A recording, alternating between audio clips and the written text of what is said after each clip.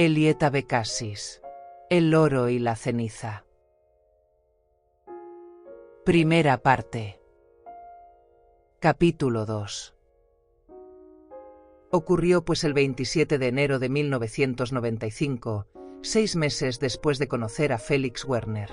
Se había cometido un asesinato en la persona de Karl Rudolf Schiller, político alemán, reputado teólogo y personaje público conocido en el mundo entero. Descubrieron la mitad inferior de su cuerpo en su apartamento de Berlín. Lo habían cortado en dos, en horizontal. Se ignoraba el paradero de la mitad superior del cadáver. Los medios universitarios quedaron conmocionados y la noticia se propagó de inmediato, antes incluso de que apareciera en la prensa. Por lo atroz e incongruente, habríase dicho que era un chismorreo, una especie de rumor como los que circulaban en la Edad Media. Yo mismo manifesté mi incredulidad al respecto antes de que Félix me confirmara el hecho. ¿Lo conoces personalmente? ¿Has tenido oportunidad de verlo? Me preguntó una noche por teléfono. Su periódico le había encargado investigar ese asesinato y se disponía a tomar el primer avión para Berlín. Llegué a hablar con él en conferencias y coloquios sobre la Shoah. Además, lo he visto algunas veces en casa de unos conocidos, los Perlman. Era una persona fascinante.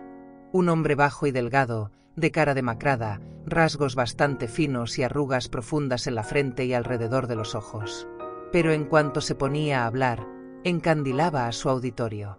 De repente parecía poseído y emanaba una especie de fuerza, de violencia, que lo convertía en alguien casi guapo. Era un valor en alza en Alemania, un verdadero tribuno al que auguraban un brillante futuro.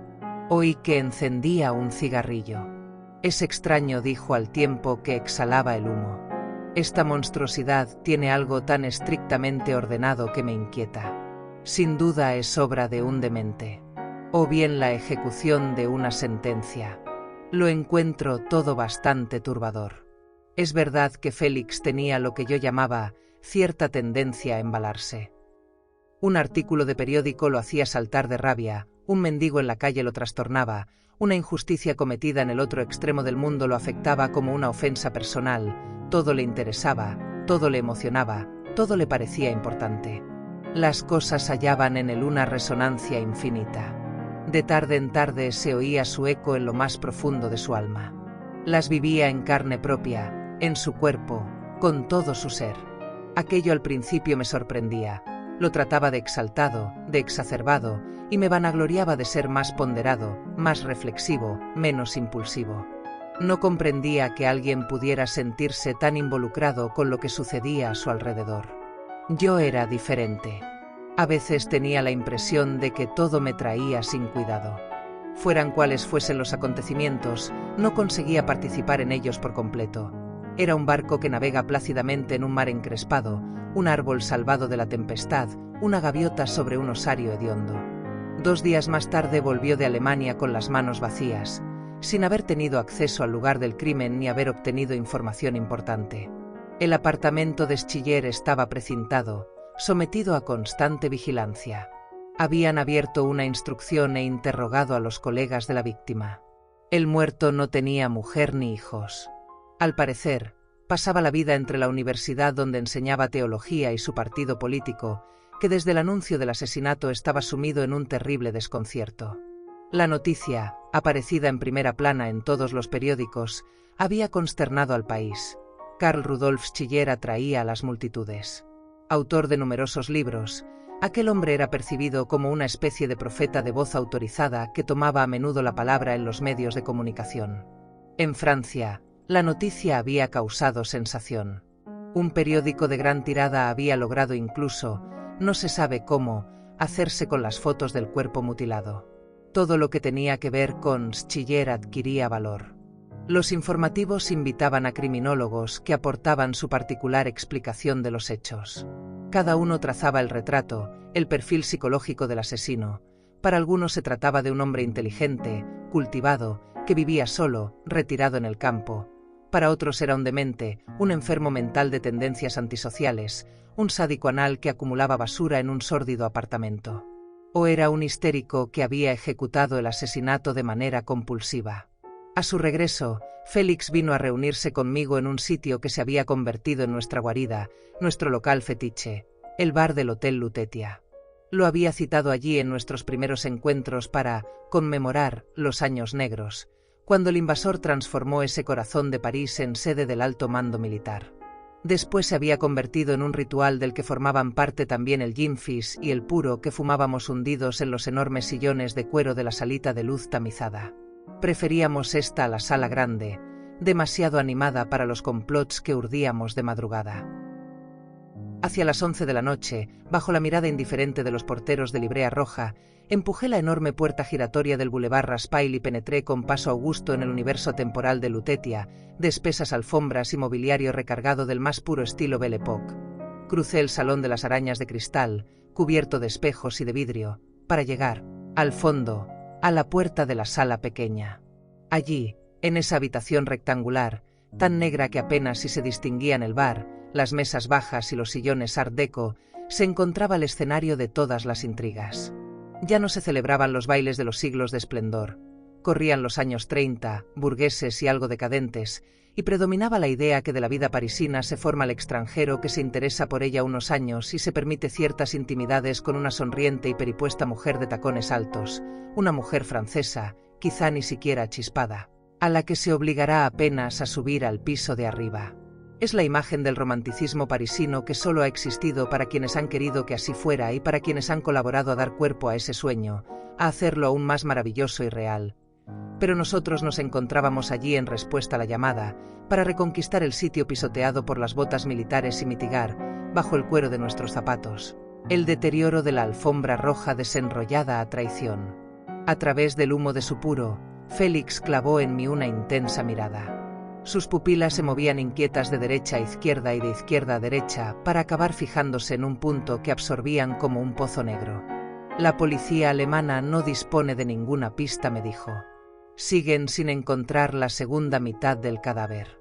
No se han mostrado muy colaboradores. Tengo la impresión de que intentan tapar el asunto. ¿En serio?, repliqué yo. Schiller no estaba bien visto por el gobierno, sobre el que vertía violentas críticas. Debido a su creciente popularidad, representaba, con su partido ecológico religioso, una grave amenaza de cara a las futuras elecciones. En mi opinión, su muerte ha aliviado a más de uno.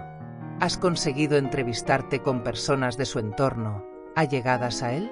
Solo con uno de sus colegas, el padre Franz, un monje de unos 50 años. ¿Te explicó algo interesante? Sí. Claro. Me dijo que tomara en consideración la creación, la tierra, el mar, el aire y los astros, los árboles y todo lo que existe. Entiendo, el firmamento y el cielo, con todos los ángeles y seres espirituales. Esa inmensa masa, colmada de infinito. También me aconsejó que tuviera presente la existencia del mal frente a todas esas cosas. ¿Cómo ha podido Dios, que es bueno, crear el mal? Es un interrogante insoluble. Resumiendo, que para él no merece la pena investigar.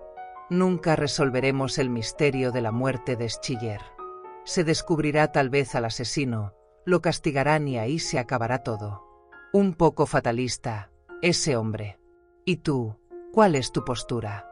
Creo que voy a pasar a la acción. ¿Pasar a la acción?, repetí, sorprendido. No podemos permitir que las cosas queden así, ¿comprendes?, contestó con calma tras volver a encender el puro. Sería imperdonable, después de todo lo que ha pasado. ¿A qué te refieres con eso?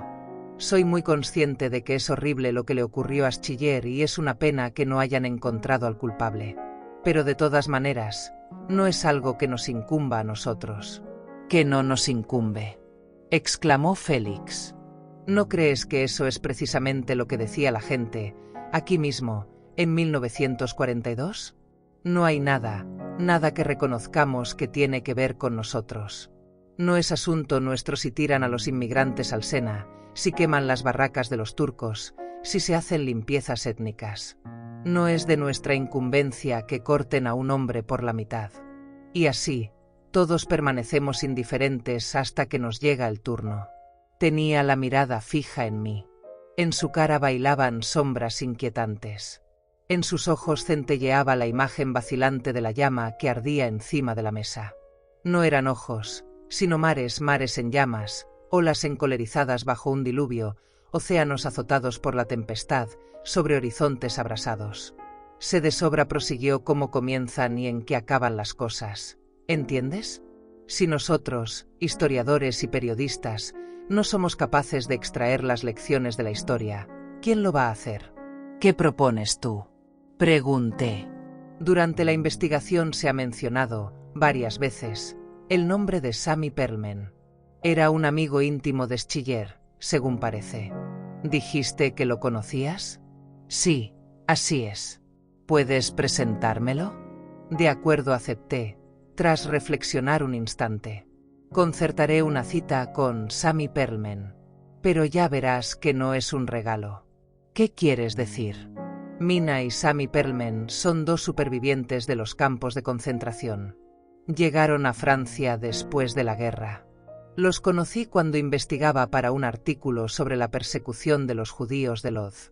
Después de varias entrevistas surgió una corriente de simpatía y desde entonces voy a visitarlos de vez en cuando. Son personas encantadoras, no se puede negar, pero...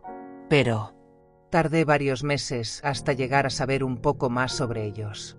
Al principio, Sammy no abría la boca y Mina hablaba de todo menos del tema en cuestión. La mayor parte de las entrevistas estaban plagadas de silencios. Poco a poco conseguí ganarme la confianza de Mina y me contó su historia. Sin embargo, Sammy... Callé un momento.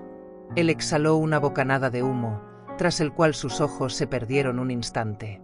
Nunca he obtenido nada de Sammy.